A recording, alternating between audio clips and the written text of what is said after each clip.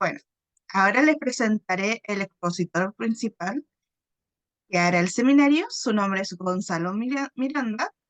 Es psicólogo clínico, máster en psicología, doctor en salud pública, acreditado como experto en psicoterapia de la CNAPC, psicoanalista con más de 30 años de experiencia clínica, académico asociado de la Universidad de los Lagos, autor de los libros del libro Jacques Lacan y los fundamentos del psicoanálisis, además de ser integrante del comité editorial de la revista Sudamericana de Psicología. Bueno, les doy paso al expositor docente.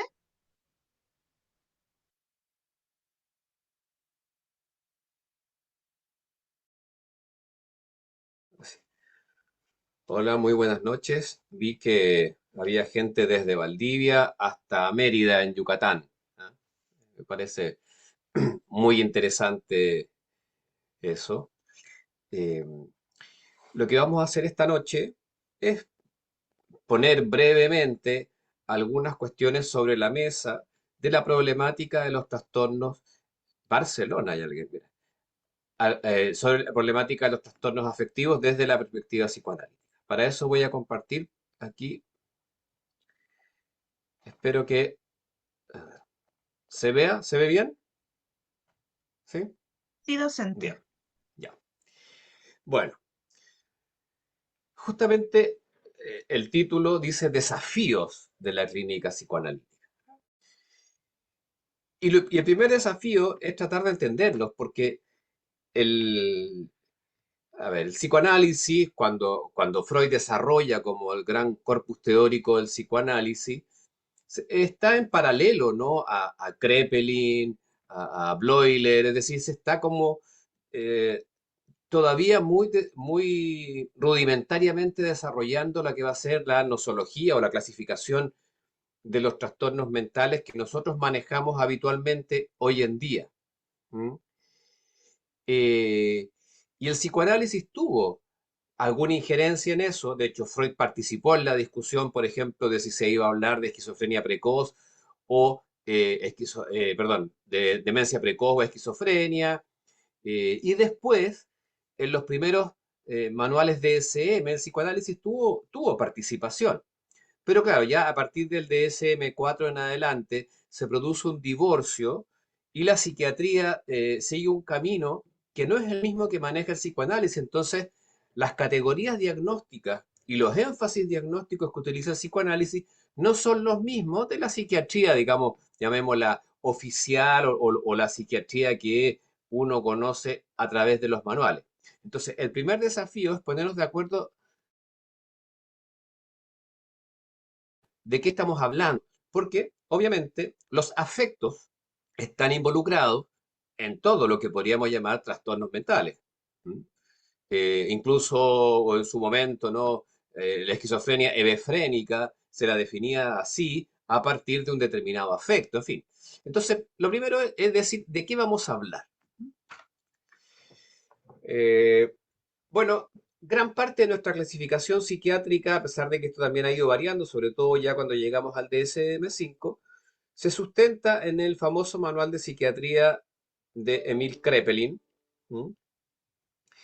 Y él hace una distinción importante, que es la separación entre la psicosis o locura maníaco-depresiva de lo que era la demencia precoz. Él ordena, de acuerdo a su sintomatología, pero sobre todo al curso y al pronóstico, dos tipos de, comillas, locuras distintas. ¿Sí? Y eso da origen a, digamos, a una división que nosotros tenemos hasta el día de hoy dentro de la psiquiatría, donde separamos lo que serían los trastornos afectivos, por ejemplo, de otros trastornos psicóticos. ¿Mm?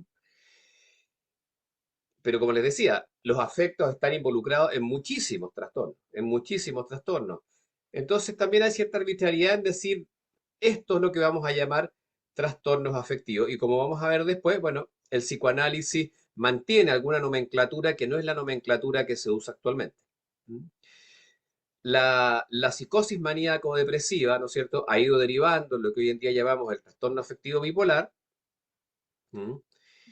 Y algo que está también largamente en la historia, mucho antes que existiera la psiquiatría, la melancolía ha ido derivando en esto que llamamos depresión monopolar. Y yo agrego ahí el problema de la angustia. ¿Por qué? Porque para el psicoanálisis la angustia es un tema fundamental y es un afecto clave. Uno diría, ¿la angustia es un afecto? Por supuesto que sí. La angustia es un afecto. Bueno, después podremos ver más detalles, ¿no? De que esta división es herencia también de nuestra manera de pensar, que separamos lo que llamamos los procesos cognitivos de los procesos afectivos. Quienes de aquí hayan estudiado psicología, procesos psicológicos, psicología básica, en fin, tenemos muy metido en la mente esto de diferenciar lo que son los procesos afectivos de lo que son los procesos cognitivos. ¿M? Pero eso es una herencia, es una manera de pensar, una manera de dividir algo que en la práctica no está tan dividido. Pero esto simplemente para poner sobre la mesa de que vamos a hablar fundamentalmente de qué. Vamos a hablar del psicoanálisis, en particular desde lo que yo manejo, desde donde yo me he formado ya hace largos años, que es el psicoanálisis más bien cercano a Lacan, más lacaniano. Vamos a hablar de la depresión, la bipolaridad y la angustia. Y lo primero que hay que decir es que la angustia fue un dolor de cabeza para el mismo Freud. ¿Mm?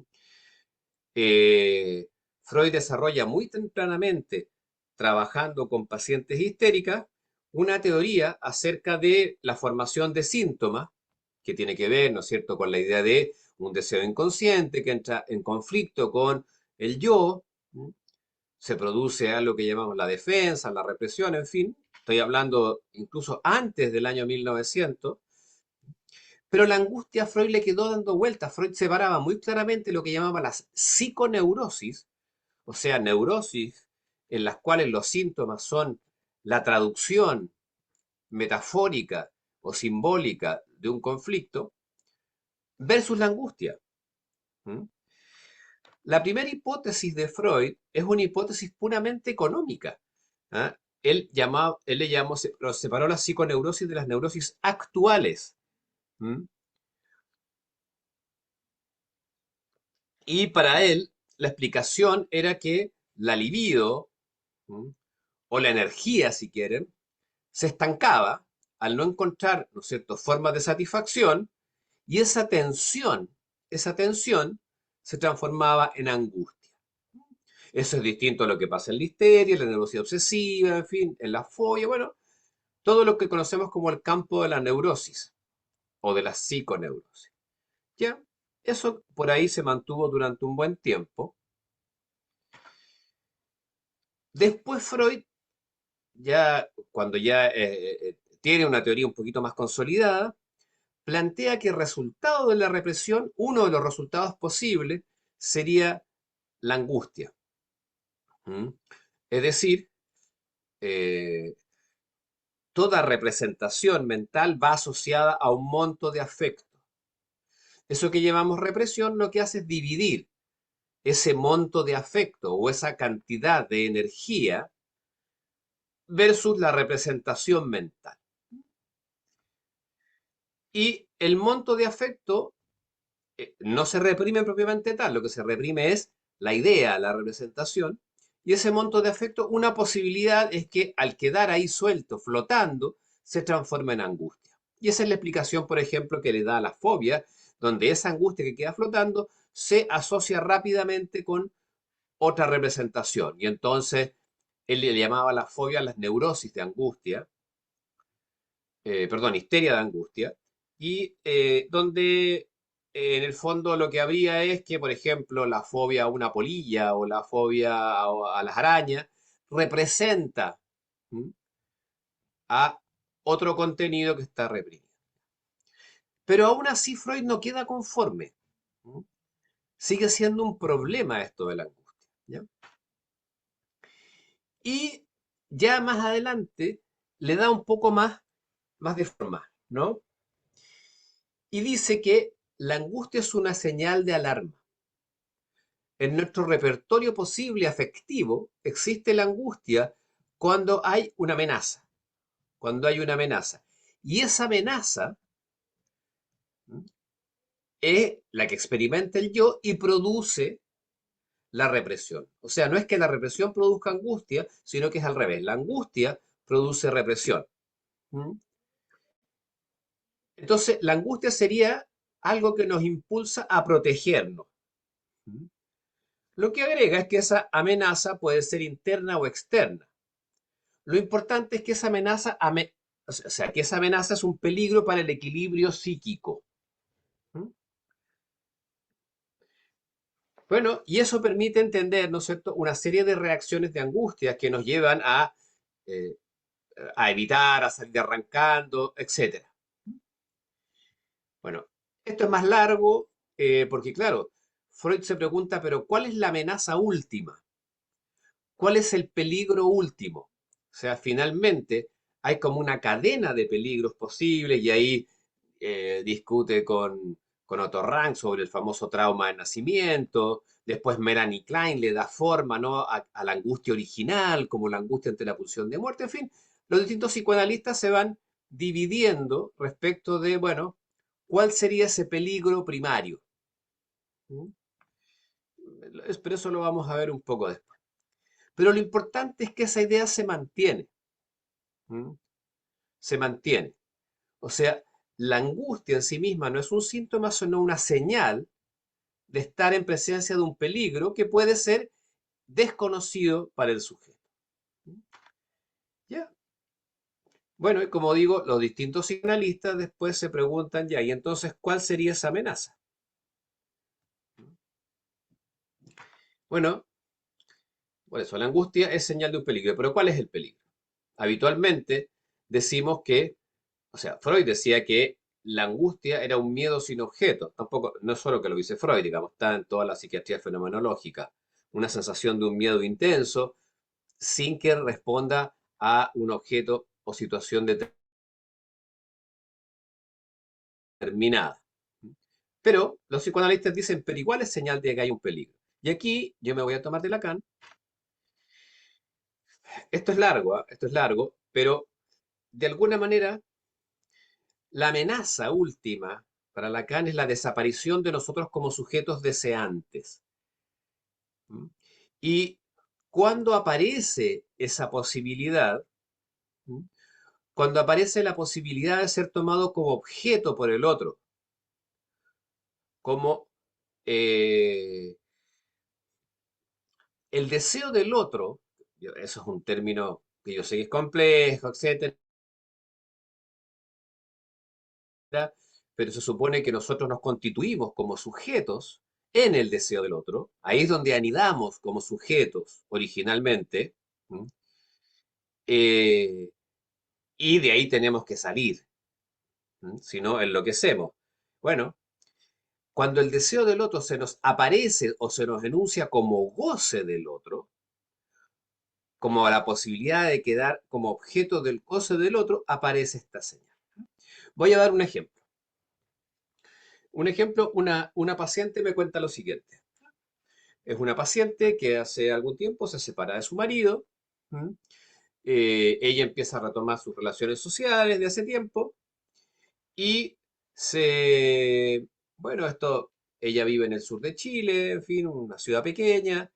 Un, Esto se corre la voz, empieza alguna gente a mandarles WhatsApp, a contactarse por Facebook con ella, y hay un ex compañero de universidad que ella no ve hace muchos años, ¿m?, que la contacta y le dice, oye, sé que estás acá, qué sé yo, juntémonos a tomar un té, y ya salen a tomar algo y después le dice, mira, ándate a mi casa, qué sé yo, el tipo fue muy amable con ella, ¿m? Y en un momento ellos están conversando y él le dice, espérame un poquito, y trae como un pequeño baúl, un pequeño cofre, y empieza a sacar, a mostrar, ellos se conocían desde primer año de universidad, o sea, hablemos de hartos años atrás, empieza a sacar dibujos que él hacía de ella, recortes que él tenía de fotos de ella, o sea, él era un coleccionista de ella. Dice, en ese minuto no sé qué pasó, pero me dio una angustia que me tuve que ir y le dije, no, chao, chao, chao. O sea, ella, digamos, conscientemente dice, pero sí, es re buena onda, yo a él no le tengo miedo, si lo conozco hace tiempo, sé que es una persona bastante normal, además lo estábamos pasando bien, el té estuvo rico, la conversación no tocó ningún tema espinoso, pero cuando él abre ese cofre y empieza a mostrar esta colección de objetos que tenía de ella, cuando ella era joven, ella siente angustia. ¿Mm? O sea, algo le pasó ahí que es como una señal de alarma. Aléjate de ahí. ¿Aléjate de qué? ¿Mm? De quedar en el lugar de objeto. Puede no ser realista, no importa. Pero esa señal de alarma hizo que ella se fuera de ese lugar. ¿Ah? No sé si se entiende, pero va un poco más por ahí. O sea, en el fondo lo que quiero decir es que esa angustia primera tiene que ver o nos lleva a una situación de desvalimiento original donde, por ejemplo, Torrang dice, bueno, es el trauma del nacimiento. Pero Lacan dice, no, no es el trauma del nacimiento, es ese momento en que nos constituimos como objetos para el otro y estuvimos ahí a merced del otro, que por lo demás es necesario. Pero hay algo traumático de eso que siempre va a estar ahí. Y entonces cuando esa amenaza, cuando algo ocurre que nos recuerda, ¿m? Se produce este salto temporal que dice ahí, ¿no? Y aparece la amenaza. Esa sería la angustia. Y eso es lo que podemos ver, por ejemplo, en ataques de pánico, en crisis de ansiedad, etcétera. Esto, acuérdense que esto es solo una conferencia, no es larga, así que lo vamos a dejar hasta aquí por ahora. Bueno, hablemos de la depresión, trastorno afectivo por excelencia. Los psicoanalistas en general prefieren seguir hablando de melancolía porque encuentran que es mucho más preciso. La depresión hoy en día es un diagnóstico que se hace con mucha liviandad y en base a una serie de síntomas que en realidad podrían ser parte de la vida cotidiana. O sea, sentirse desanimado, sentirse entretecido, fatigado, autorreprocharse, en fin, son cuestiones que están ahí a la orden del día. Bueno, entonces, por eso la mayoría de los psicoanalistas prefiere seguir hablando de melancolía. Bueno, pero que, y a propósito de eso, ¿no? Bueno, eso es algo que yo le decía. El concepto de depresión lo propuso Adolf Meyer, que es un psiquiatra, vivía en Estados Unidos, eh, a favor del término depresión que para él era más descriptivo. ¿Ya? Y eso es lo que yo le estaba diciendo recién. El término depresión es un concepto bastante vago que alude a realidades muy diferentes. Y por eso en psicoanálisis se prefiere mantener la especificidad de la noción de melancolía. Y sobre esto sí que hay hartos trabajos, sobre el tema de la melancolía. Bueno, hay un trabajo famoso de Freud que se llama Duelo y Melancolía, que es muy interesante. Como digo, el diagnóstico de melancolía es un diagnóstico que se hace ya en la época hipocrática, o sea, estamos hablando de un diagnóstico, un término que se usa hace 2600 años, ¿m? O 2500 años. Bueno, y hay distintas explicaciones al respecto, así como también el concepto de histeria. ¿Y qué plantea Freud? Freud hace un paralelo con el duelo. ¿No? Eso es muy interesante. Dice, el duelo se parece sintomatológicamente a la melancolía. ¿Mm? ¿Qué es un duelo? En el duelo se ha perdido algo, no cualquier cosa, un objeto amado, un objeto que tiene una significación especial que cuando Freud lo pone en términos, en su manera de pensar, energéticos, dice, está cargado libidinalmente, por eso se lo ama. ¿Mm? El yo reconoce la pérdida, retira la libido del objeto, ¿m? Y la vuelve sobre sí mismo. Por eso, ¿no es cierto? En un proceso de duelo la gente es en sí misma. ¿M? La gente pierde el interés por el mundo externo. Pero lo que sabemos es que es una cosa que hay que vivir, que puede ser muy dolorosa, pero que es transitorio y sano. ¿Y qué dice Freud? ¿Qué hay en la melancolía entonces? En la melancolía también hay una pérdida, ¿m? Pero hay una relación ambivalente con el objeto. Primero, no sabe del todo qué perdió.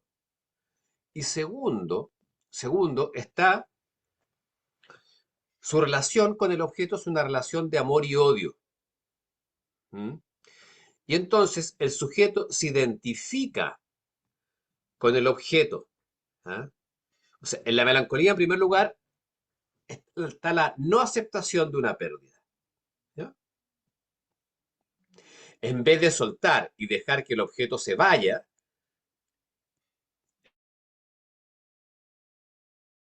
el objeto se incorpora. Un duelo normal, y la vida está llena de duelos, de muchas cosas que vamos perdiendo, no necesariamente personas, perdemos muchas cosas en la vida. Un duelo normal implica poder hacer la pérdida, reconocer la pérdida, separarse de eso que amábamos. Bueno, aquí no hay, no hay ese proceso y la libido se dirige contra sí mismo. Después Freud agrega algunas otras cosas que hacen que esto sea un poco más comprensible, pero en el fondo lo que dice Freud es que el melancólico ataca al objeto perdido en sí mismo y por eso se autorreprocha, se autocastiga, siente mucha culpa, ¿m? Porque en el fondo es toda la agresión que correspondía dirigir al objeto, que ahora no puede ser dirigida al objeto, ustedes saben que no hay muerto malo, hay un dicho que por ahí dice, se dirige contra sí mismo. Entonces es muy interesante porque ahí Freud eh, da una explicación totalmente novedosa para la época, donde hace un paralelo entre el duelo, proceso de pérdida normal, y la melancolía, donde no se acepta la pérdida, ¿m? Y lo que le agrega como mecanismo metapsicológico, como explicación, digamos, distinta, es que esos sentimientos ambivalentes se dirigen contra el propio yo. Entonces, en la melancolía también hay una atacarse a sí mismo, atacarse a sí mismo. Bueno, ya, tomando un poco a Lacan. Primero, voy a ponerles aquí una frase que es un poco impactante. ¿Ya? Eh, Lacan, ya siendo un hombre bastante mayor, ¿no? Ya estaba más viejito, da una entrevista en televisión eh, donde dice, la tristeza, por ejemplo, se la califica de depresión. ¿Ya?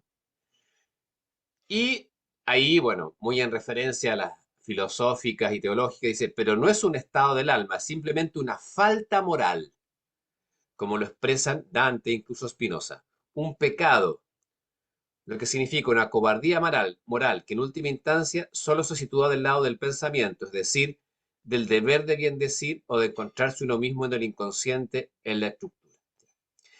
Esto que suena bastante enredado y es enredado, lo interesante de aquí es que Lacan ponga el acento en la cobardía moral.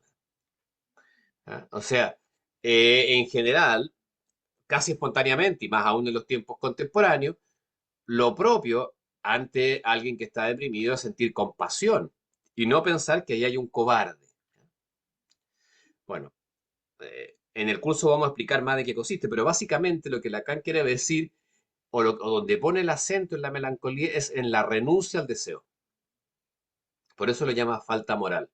¿Ah? Porque para Lacan, en el fondo, la máxima ética de todo ser humano es hazte cargo de tu propio deseo. Eso es lo que te sostiene en la vida. Bueno, hazte cargo de eso. ¿Mm? Eh, entonces, en ese ejercicio de renuncia al deseo es que Lacan identifica la cobardía moral. ¿Ya? Pero también ha dicho otras cosas, quizás menos drásticas, y que son bien interesantes y van en la misma línea de lo que plantea Freud.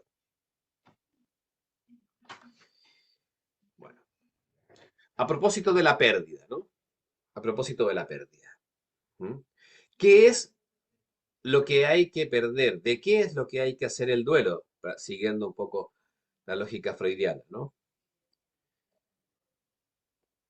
El, bueno, también hay un tema aquí que uno tiene que manejar en algo la teoría lacaniana, pero en el fondo lo que dice es que lo perdido es eso que llamamos objeto A. Lo perdido, pero de lo cual no podemos hacer la pérdida. El objeto A es un concepto muy típicamente lacaniano que significa el objeto de deseo, pero también es un semblante de eso que llamamos goce, algo a lo cual tenemos que renunciar para poder constituirnos como sujetos. Bueno, entonces aquí, fenomenológicamente, lo que Lacan pone como el acento es la identificación con la falta. ¿Ah? La falta es constitutiva en el pensamiento psicoanalítico de todo ser humano. Nadie es completo, nadie está completo, nadie se satisface a sí mismo, eso es una pura ilusión narcisista. Nosotros, para constituirnos como sujetos, tenemos que perder algo. ¿Mm? Para poder constituirnos en seres humanos y pasar del registro de la pura naturaleza al registro del humano, al registro de la cultura, tenemos que perder algo. Bueno, eso se escribe como objeto pequeño a con minúscula. Y aquí hay una cosa un poco tramposa, porque justamente es una pseudo pérdida, como que hace como que renuncia al objeto A, pero en realidad se identifica con él, es decir, con la falta. ¿Mm? Entonces, ¿qué pasa? Es que no hay deseo. O sea, el melancólico no está en el registro del deseo. Se discute mucho si la melancolía pudiese ser una estructura o más bien es una posición subjetiva. Uno puede, siendo por ejemplo un sujeto obsesivo, melancolizarse, son temas de discusión. Pero efectivamente hay momentos en que uno cae en una imposibilidad de desear. ¿Mm? Y bueno, en eso Lacan ya antes había tomado un poco los dichos de Melanie Klein, ¿no? A propósito de las claves o lo clave, la centralidad que da Melanie Klein a la idea de duelo. ¿Ah? O sea, crecer, entre otras cosas, para nosotros es hacer duelos. ¿Mm? Bueno, aquí no hay separación entre el yo y lo perdido. El yo se identifica con ese perdido, pero como falta. No como falta como algo que me hace falta, sino como ser la falta. Y por eso la sensación de vacío, ¿m? Y por eso no hay deseo. Bueno, aquí lo dice un poquitito más claro, no un poco muy claro. Sí, el pensamiento lacaniano no es fácil. Dice, el melancólico ya no está separado de la falta, es la falta. No hay distancia simbólica que le permite desear, sustituir, elaborar. ¿Mm? Justamente la posibilidad de hacer duelos es lo que nos permite volver a desear, sustituir eso perdido metafóricamente por otras cosas que nos va surgiendo en la vida. ¿Mm? Si uno se queda pegado en la pérdida, no podemos desear. Entonces, el sujeto se confunde con lo perdido y el dolor se vuelve hacia sí mismo. Dice, es un sujeto colonizado, me gusta esa palabra, pero colonizado por la falta. ¿Mm? Pero algo que es importante acá para el tema clínico es entender que el melancólico no está en el registro del deseo, aunque sea momentáneamente. ¿Mm? Por eso uno también espontáneamente, cuando alguien está en un proceso de duelo o muy melancolizado, donde no ve salida, se siente en un agujero, eh, siente que la vida se acabó, intenta, no sé, con sus amistades, darle como, mostrarle otras posibilidades. Oye, pero si mira, pasa esto, vas a ver que te va a resultar esto otro, y el melancólico no sale de ahí.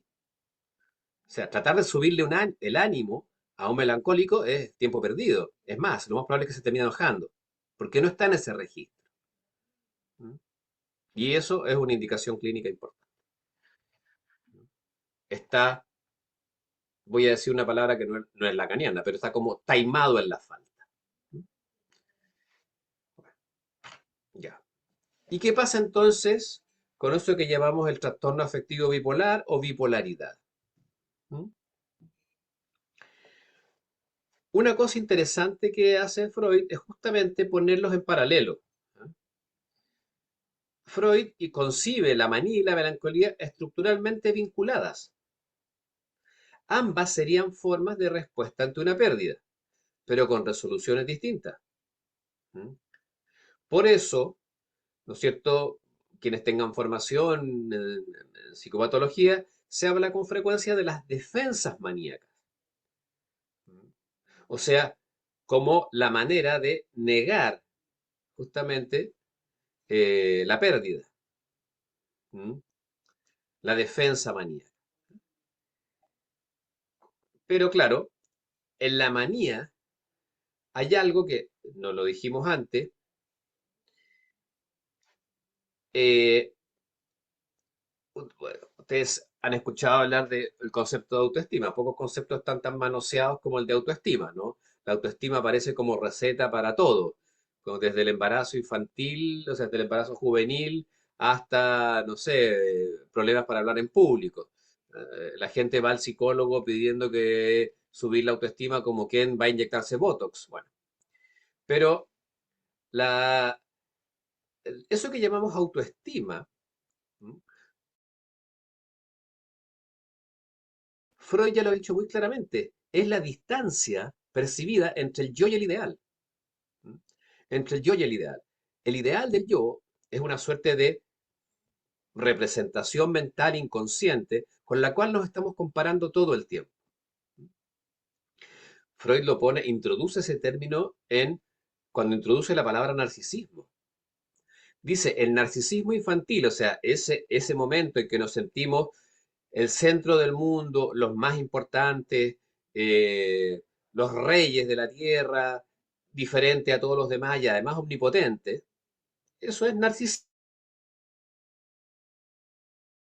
Bueno, ¿qué pasa con el narcisismo? Dice, el narcisismo nunca se pierde del todo porque se convierte en el ideal y lo andamos trayendo para todos. Bueno, mientras más lejos estemos del ideal, más melancolizados estamos, menos autoestima tenemos. Y ahí cuando vienen los autorreproches, cuando uno, ¿no es cierto?, se desanima muy fácilmente porque se comportó de una manera que no cuadra con el ideal, a pesar de que no se da cuenta. De muchas maneras, cuando uno resulta una dieta, cuando uno se equivoca en un examen, en fin.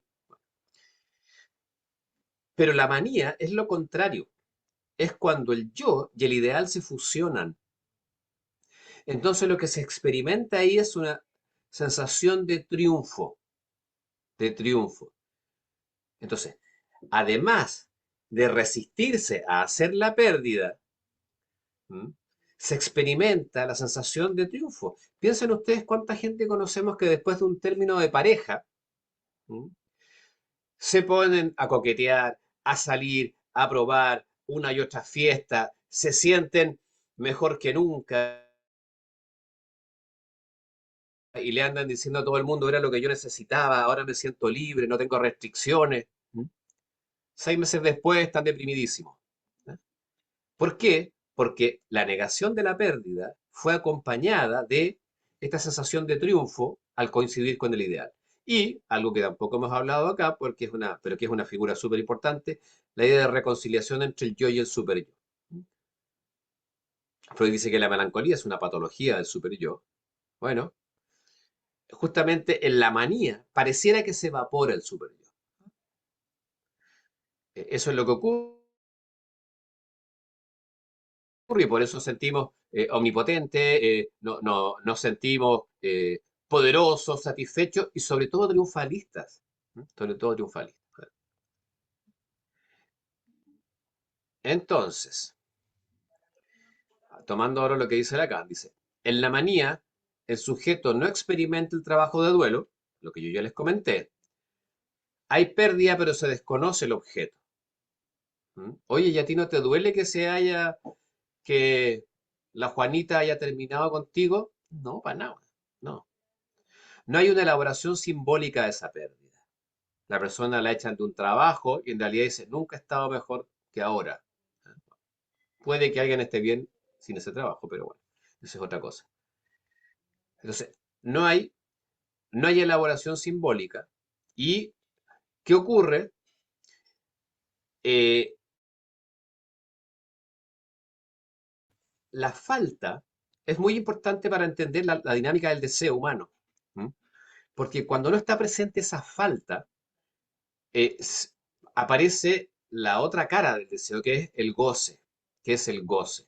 La falta significa, para decirlo así como más o menos en simple, pero que es lo que nos muestra que hay algo imposible. Bueno, cuando eso imposible desaparece, aparece el goce. Bueno, y de ahí podemos sacar un montón de consecuencias también para las coordenadas en las que vivimos en la sociedad contemporánea. ¿Mm? Bueno, entonces, manía y melancolía son formas de respuesta ante una pérdida, pero con soluciones distintas. ¿No? Así.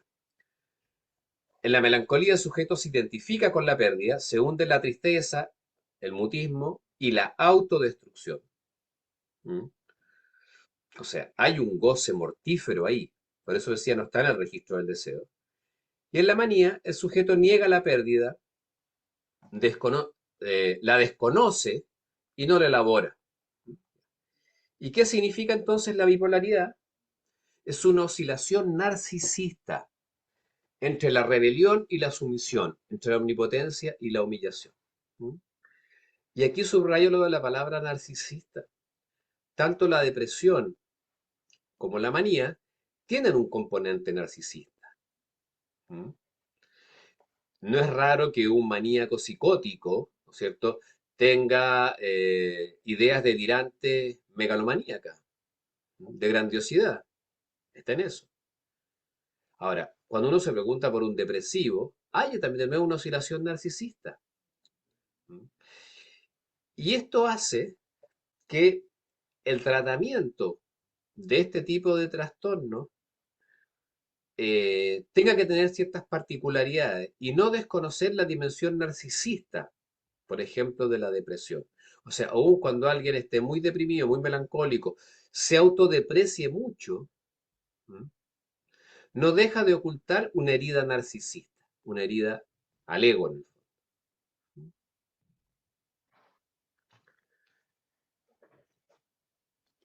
Y entonces uno se pregunta, y con esto ya voy a ir cerrando, porque acuérdense que esto es como un aperitivo. A esta hora de la noche a uno se le vienen esas palabras a la mente. Bueno, ¿qué cosas hay que tener en cuenta en la clínica? El psicoanálisis técnico, el psicoanálisis como tratamiento, como fue creado por Freud, y ahí tenemos el diván de Freud en la casa donde murió en Londres, nace para tratar síntomas neuróticos. ¿Qué son los síntomas neuróticos? Manifestaciones son simbólicas de un conflicto que se da entre el deseo inconsciente y el yo. El psicoanálisis nació como respuesta a un enigma médico de la época con el cual se enfrentó Freud porque, bueno, era neurólogo y eso es lo que llegaba a la consulta, que era la histeria. Y él elaboró toda una teoría acerca de la formación de síntomas histéricos, que fue lo que permitió crear el dispositivo psicoanalítico, que es esto que conocemos como asociación libre, en transferencia e interpretación. ¿Ya? Entonces, lo primero que hay que decir acá es que la angustia no es un síntoma.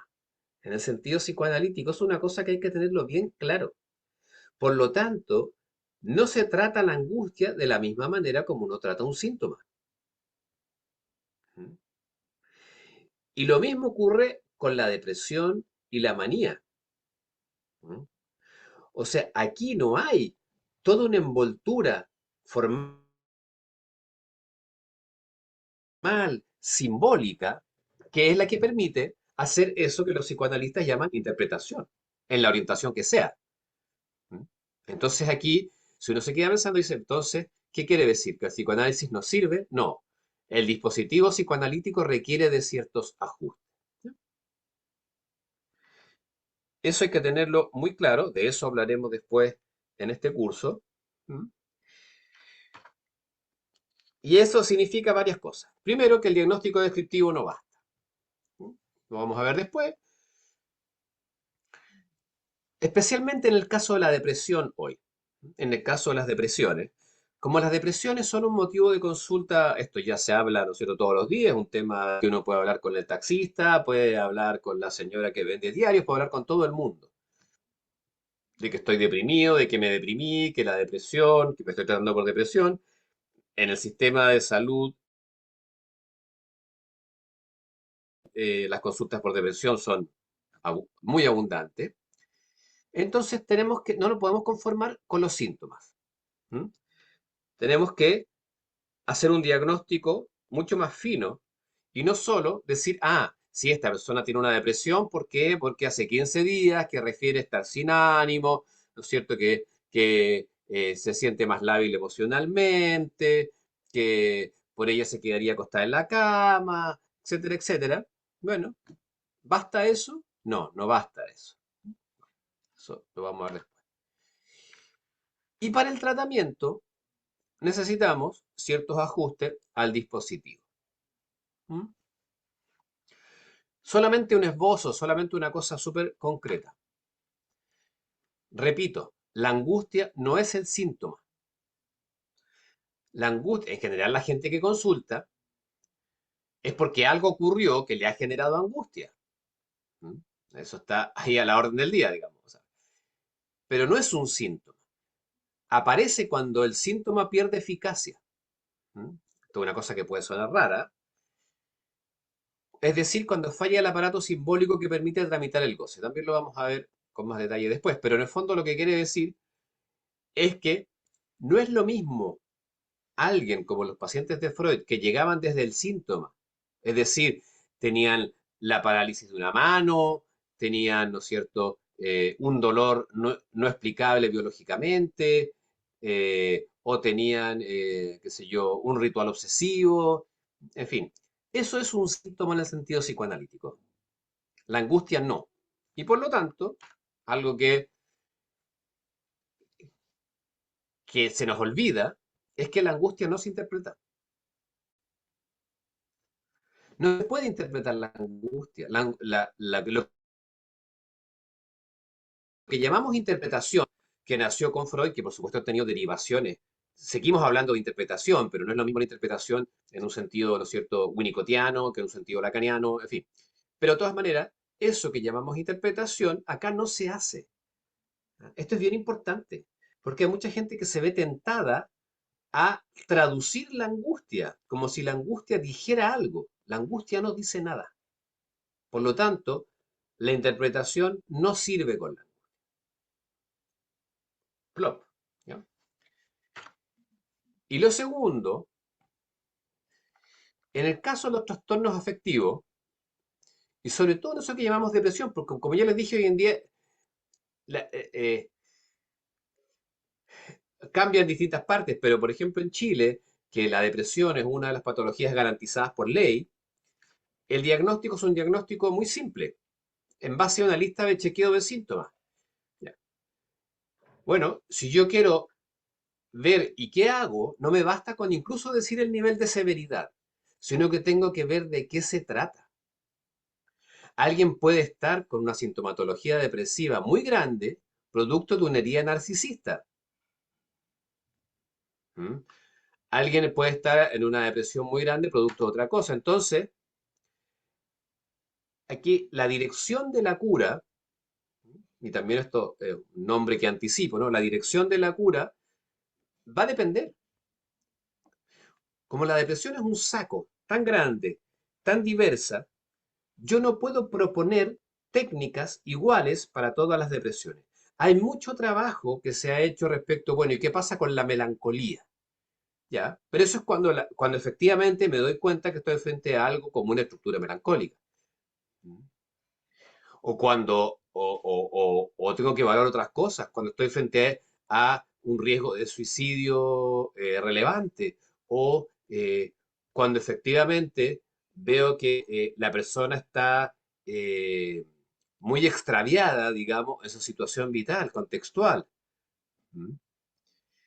Entonces, la dirección de la cura, claro, no es la del psicoanálisis tradicional, no es la del psicoanálisis eh, que uno ve en las películas de Woody Allen, digamos, ¿no? y que mucha gente sigue creyendo que ese es el psicoanálisis.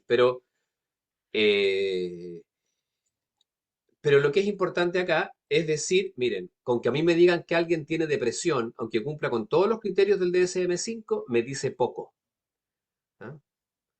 Tengo que tratar de comprender un poquito más, o sea, tener una aproximación comprensiva a esto y ver qué camino tomo y sobre todo por dónde parto. Y bueno, eso es lo que yo les quería transmitir hoy. Hemos estado bastante bien en el tiempo. Así que, como les decía, esto es recién un esbozo, es un aperitivo, ¿ah? Para dejar planteadas algunas de las problemáticas del abordaje psicoanalítico de esto que la psiquiatría llama trastornos afectivos. Y entonces ahora dejamos el espacio para las preguntas, que entiendo ahí Ruth me puede aclarar, pero que hay espacio para 3 preguntas. ¿No? O ahí tú dices. Sí, docente. Adelante, Hay Ruth. espacio para 3 preguntas. S- Hay muchas preguntas, de verdad, por el chat. Muchos tienen muchas, muchas dudas. Si pueden levantar la mano, Catalina Iturra, te doy el pase para que hables. Hola, buenas noches. Bueno, en primer lugar, muchas gracias por esta instancia. Pero está realmente interesante el tema y la verdad es que esta es la única eh, instancia en que puedo preguntar esto. O sea, le puedo preguntar a usted la verdad y no me quiero ir mucho del tema, pero por ejemplo, hablando de el tema que pudiese decir Freud respecto, por ejemplo, a las estructuras limítrofes, aunque sé que no se refirió probablemente a la estructura limítrofe, y por otro lado, no me quedó muy claro a qué refiere la manía Freud, o sea, ¿cómo entiende Freud la manía? Esas son las preguntitas. Ya, gracias, Catalina. Es una tremenda pregunta. Mira, primero respecto de lo limítrofe. ¿M? La categoría de limítrofe es una categoría, a ver, existe después de Freud, ¿no? Eh, una serie de personas que plantean estructuras presicóticas, estructuras como sí, y hay literatura, digamos, hay descripciones de casos de personas que no parecen psicóticas, pero tampoco serían neuróticas. Hasta que llega Otto Kemper, ¿no? Y Kemper sistematiza un poco estas estructuras en tres. Otto Kemper además es un personaje muy interesante porque no sé si sabe que Kemper se formó en Chile. ¿M? Entonces, Kemper se formó, estudió, hizo el colegio acá en Chile, estudió medicina en la Universidad de Chile, después se formó como psicoanalista en la Asociación Psicoanalítica Chilena, en tiempos de la Asociación Psicoanalítica Chilena era muy kleiniana, eh, y después él llega a trabajar a Estados Unidos en proyectos de psiquiatría dinámica, en realidad. ¿M? Y claro, la psiquiatría dinámica necesita crear ciertas categorías, identificar ciertas cosas, y además está muy identificada con la psicología del yo, no querían saber nada de Melanie Klein. Y bueno, ahí Kemper hace esta sistematización, ¿no es cierto?, en estas 3 estructuras de psicosis, neurosis y limítrofe, y las define y todo. ¿Ah? Eh, Freud no dice eso. Freud adelanta algunas cosas porque habla de la escisión del yo, en fin, cosas que después toma Kemper, que toman otros autores. ¿Mm? Eh, y esto tuvo cierto sentido hasta que el DSM se apropió de la categoría de lo limítrofe como una categoría de trastorno de la personalidad en paralelo a otras, que no es lo que quería hacer Kemper. O sea, Kemper quería decir, mire, estas son las estructuras que están detrás de los síntomas, detrás de las conductas. No es que si tiene estas conductas, o, cierto, o estos rasgos en el caso de la estructura de personalidad, es limítrofe distinto de otros. ¿Ah? O sea, para Kemper un paranoide puede ser limítrofe. Bueno, ese es un tema, ese es un tema, es un bonito tema, porque además los lacanianos tienen sus vueltas también ahí, ¿no? Este es un tema de harto debate, porque Lacan era muy crítico de la categoría de limítrofe. En el fondo asumía que los limítrofes eran básicamente malos diagnósticos, pero también hubo algunos encuentros donde se hablaba de los inclasificables. ¿M? Y toda la clínica contemporánea es bien desafiante en ese sentido, es decir, hasta dónde las categorías neurosis, psicosis y sobre todo las neurosis clásicas son realmente las que dan cuenta de la clínica hoy, bueno, en fin. Entonces, yo no tengo una respuesta, pero sí te puedo contar eso, digamos, te puedo decir eso, que es un tema de debate, de discusión y un tema que es súper interesante. Y lo segundo, lo de la manía, en el fondo, Freud pone la melancolía como una suerte de distancia entre el yo y el ideal. ¿M? Eh, bueno, son una mezcla de cosas, pero en el fondo el ideal queda ahí como un referente inalcanzable. Si yo me siento muy lejos del ideal, eh, caigo en una cuestión melancólica, llena de autorreproches, etcétera. Y la manía es lo contrario, es la fusión. Por eso cuando se dice, voy a ir un poco para allá, pero cuando se dice esto de como de subir la autoestima, subir la autoestima, subir la autoestima, por suerte no se puede hacer, pero eso es provocar manía. O sea, alguien con una autoestima extremadamente elevada, ¿qué es lo que hace? Pierde un juicio realista sobre sí mismo. Eso se llama narcisismo, se llama fusión con el ideal, que es una forma de locura. Eso te podría decir así resumidamente.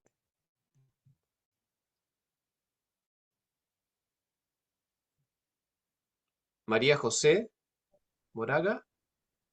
Muchas gracias, docente. Y ahora con María José. Hola, disculpen por no tener la cámara prendida, pero tengo un internet inestable. Em, Mi pregunta es, que quizás no aplica porque estoy comparando un poco lo que comentaba de la manía con la psicosis, Ujú. o sea, de la melancolía, perdón, con la psicosis, Sí, pensando que sí, en la psicosis como que ocurre por la forclusión del nombre del del padre, padre. por como un Ujú. problema en el complejo de Edipo. ¿En qué momento se Sí. da como esta fusión en la melancolía del objeto A con el sujeto? Eh, claro, mira, aquí hay dos temas que también son temas, o sea, ustedes están tocando puntos que son muy nodales, ¿no? El problema es si la melancolía es o no psicosis. Es una gran discusión. Lacan por ahí efectivamente desliza comentarios porque Lacan está pensando en las melancolías que él ve en el hospital, ¿no? En las melancolías que ven en el hospital. Eh, y el problema es que cuando ya pensamos en la depresión como esta categoría tan genérica y tan amplia, es difícil sostener que todas esas depresiones sean psicosis. ¿No? Bueno, ahora, si asumimos, y también hay una discusión si la melancolía puede o no ser una forma de presentación de la psicosis, como es la esquizofrenia o como lo es eh, la, digamos, la paranoia. Estoy buscando aquí esto. Hay autores, este es un autor argentino que tiene un tremendo ensayo sobre la clínica de los nudos, que justamente intenta decir, bueno, ya sabemos dónde falla el nudo, dónde está el lapsus del nudo, cuáles son los tipos de suplencias, por ejemplo, en la esquizofrenia sería distinto en el trastorno delirante, y busquemos cuál sería la melancolía. ¿Ya? Ahora, lo que tú dices respecto de la forcusión del nombre del padre, esa es la explicación que Lacan le da a la psicosis en el seminario 3. En el seminario 3. ¿Ya? Empezando su enseñanza, estamos hablando de, ¿no es cierto?, 1950 y algo. Esto después va cambiando un poco, porque en el fondo eh, la visión del Edipo en Lacan va mutando. ¿Mm? Ya al final, de hecho, habla de los nombres del padre, habla de el padre que nombra. ¿Ah? Después, ya cuando entra el tema de los nudos, el nombre del padre se transforma en esa suerte de cuarto nudo, pero también dice es el síntoma. Entonces, la verdad es que uno tampoco se puede quedar con una visión muy estanca, así como complejo de Edipo, ¿no es cierto? 4 años, 5 años, ¿m? Donde se forcluye o no el nombre del padre, porque eso sería un poco estático. Eh, lo que ocurre sí en toda psicosis, digamos, si lo pensamos en ese Lacan más estructuralista, es que efectivamente no hay un desprendimiento del objeto A. Y la persona queda capturada en el goce. ¿Mm? Entonces, eso entorpece toda la formación simbólica posterior, que es lo que se permite en la neurosis, y por lo mismo entorpece el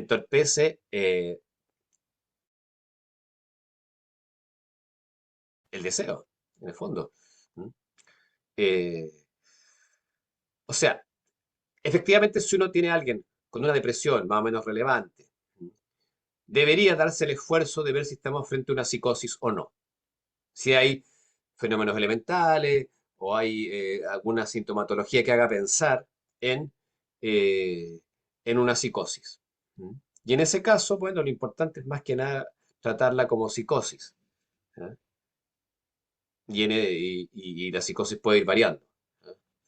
Y hay que buscar ahí más que nada si hay posibilidades de hacer algún tipo de suplencia que permitan atemperar ese goce mortificante que en el caso del melancólico toma esta cosa, esta vertiente tan autodestructiva y tan autodepreciativa, ¿no? Pero es un temazo. Espero haber contestado.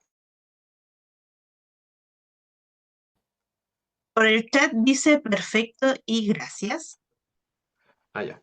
Ah, no, esto cacha. Ahora la última que nos queda es el que nos queda es Iván Valderrama. Te doy el pase para que puedas hablar. Hola, muy buenas.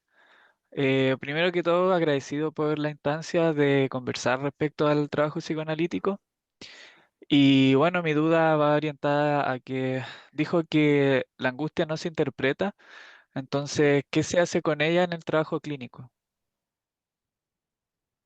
Ah, Eso gran es. pregunta, po. Gran pregunta. Mira, a ver, Lacan dice, voy a ponerme lacaniano en esto, ¿no? Que primero la angustia es una señal de que vamos por buen camino. Ah, o sea, eh, las sesiones originales, la de los lacanianos clásicos, o sea, si tú salías bastante angustiado y dividido, eran buenas sesiones. Ya, pero también hay otra lectura y es entender que no es lo mismo llegar con un síntoma que llegar nadando en angustia. Esa angustia es importante dosificarla. Ahora, la pregunta del millón es cómo dosificarla. ¿Mm? Y ahí voy a decir una cosa así como en términos todavía bien generales, por supuesto dependiendo de la estructura, pero asumiendo que hay alguien que está con mucha angustia, que está viviendo un momento de mucha desestabilización, pero es una estructura neurótica, hay que confiar que el inconsciente va a hacer la pega. ¿Mm? Es un poco lo que hacía Winnicott con los niños, pero aquí lo que hacemos es a través de la palabra, a través de la palabra, y a veces con un poco de ayuda, es decir, con palabras nuestras, ayudamos a que esa angustia se vaya como, ¿cómo se puede decir? Como tejiendo un entramado simbólico, ¿m? Que permita que esa angustia se tramite y baje. Y hay otras maniobras que, bueno, pero que sería ya digamos, requeriría más tiempo, porque la angustia lleva a algo que se llama el acting out. El acting out es una forma de mostrar algo al otro, pero que no es simbólico. Y también entonces viene la pregunta de cómo manejamos el acting out con alguien que está con mucha angustia. Bueno, todo eso son cuestiones ya más técnicas. Va a depender mucho de con quién tengamos al frente. A veces incluso tenemos que usar la transferencia como sostén. O sea, ahí, por ejemplo, de las cosas que uno se aparta bastante de la tradicional neutralidad analítica. ¿Mm? Porque a veces hay que usar el deseo propio para sostener a alguien que está nadando en angustia. ¿Mm? Son distintas cosas que ahí la podemos ver, digamos. Son las herramientas que tiene el psicoanálisis, la palabra, la transferencia, ¿m? Eh, y no se descarta que a veces haya que usar fármacos también. O sea, no, aquí seamos realistas. Porque claro, los tiempos de un tratamiento a través de la palabra a veces no son los tiempos del sujeto y a veces la persona necesita un alivio más o menos rápido, pero sí cuidándose de no obturar la posibilidad de una interrogación acerca de qué me pasó, cómo llegué a esto, en fin, aprovechar que esa angustia sirva para algo. Eso, Iván. Iván comentó por el chat que es interesante y que da las gracias. Muchas gracias, comenta. Bueno, docente, ya estamos llegando al final de la presentación. Usted eh, le doy un espacio para que comente el curso que va a realizar y también invite a que se lo vean. Sí. Bueno, por ahí vi que en una de las preguntas alguien decía un libro que usted pudiera recomendar. En el curso voy a recomendar un libro muy antiguo, pero la gracia es que como es antiguo, tiene traducción al castellano de Julia Kristeva que se llama El Sol Negro, ¿m? Porque hace una descripción muy fina de la melancolía y es muy interesante, no es tan denso teóricamente, ¿ah? Por si acaso. Y sobre el curso, de verdad, o sea, invitarlos, pero siempre en la lógica de que aquí no van a encontrar protocolos de tratamiento. ¿Ah? O sea, para el psicoanálisis, el tratamiento siempre es caso por caso. ¿Ah? Siempre es uno por uno. O sea, aquí el que manda es el sujeto. ¿Mm? Entonces, no hay recetas, ni menos recetas estándar. Hay ciertas preguntas. ¿Mm? eh, hay ciertas modos de explicarse y hay ciertas cuestiones técnicas, ¿m? Pero que en realidad uno después las desarrolla, por ejemplo, en su propia supervisión, donde ahí uno se va interrogando el caso por caso, ¿no? Y por supuesto que también va cambiando. O sea, una persona, no sé, me acuerdo el caso que contaba una de mis profesoras en Argentina, ¿no? Una mujer que estaba en análisis por año y se le muere el hijo. Se le muere el hijo a esa mujer. Obviamente que ella no pudo seguir haciendo lo mismo. Hay periodos y periodos. ¿Qué pasa cuando la angustia que aparece, por ejemplo, es una angustia de tipo traumática? O sea, ahí también hay que hacer cosas, ¿no? Cuando alguien se conecta con una cuestión de tipo traumática en su proceso, por supuesto que uno hace variaciones, en fin. Bueno, como digo, este es un campo abierto y los invito al curso, que es un curso muy breve, son 2 sesiones, ¿m? Donde vamos a profundizar en las cosas que yo ya he mencionado hoy. ¿M? La idea es profundizar un poquito más allá y también algunas cuestiones teóricas sobre el problema de los afectos en el psicoanálisis. ¿Por qué se cuestiona tanto que el psicoanálisis sea poco afectivo y tan intelectual? También algunas de esas cosas ahí las vamos a comentar. ¿M? Eso, Ruth, por mi parte, agradecerles la presencia y la paciencia y desearles que tengan una buena noche. Muchas gracias, docente. Nos vemos.